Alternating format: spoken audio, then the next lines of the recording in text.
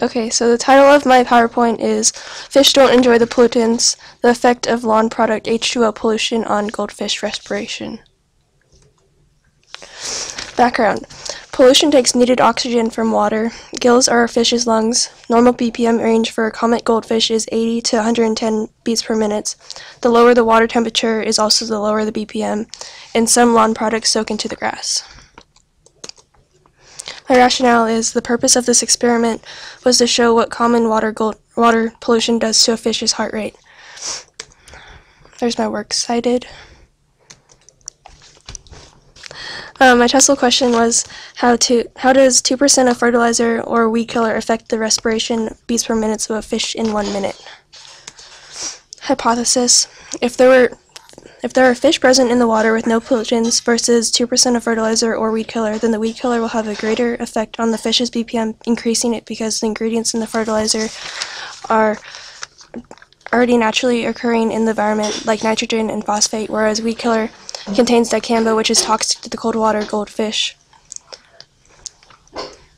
Variables. My manipulated variable was the type of water pollution, fertilizer, weed killer, or none.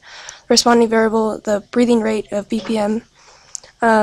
Controlled variable, type of fish, which is a comet fish, amount of lawn product, or water temperature, which is 68 degrees Fahrenheit.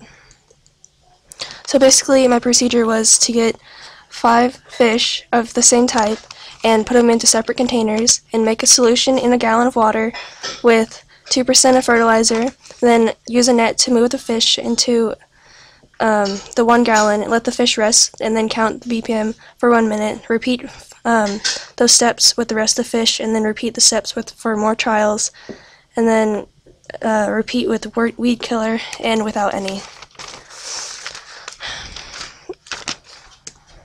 And here's also the procedure.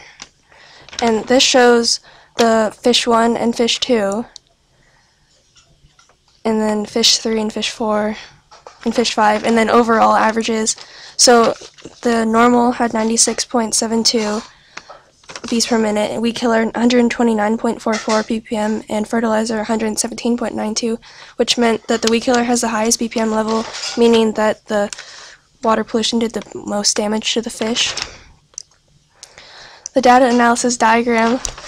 My mean is the same as I said before, 96, 129, and 117. The range for none was 15.6, fertilizer is 19.8, weed killer is 12. Maximum is 106 for none, fertilizer 125, weed killer 136, and the minimum was 91 for none, 112 for fertilizer, and 125 for weed killer.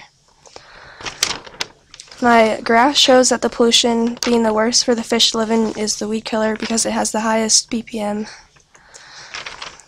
Discussion. The hypothesis was correct because the weed killer showed it made the fish had the highest BPM, the worst solution for the fish. Major findings is the fish are exposed to the greater water pollution than lawn products and can still survive. A possible error is the organization of the experiment and accuracy of BPM. Ways to fix it is to think out different ways to run an experiment and choose the most accurate, or have multiple people count BPM. Extensions use the actual Puget Sound water to test water pollution, and limitation in data is the accuracy of the counting of the BPM could be off by a slight breath. Ways around them is multiple tries of multiple people counting and receiving the same number.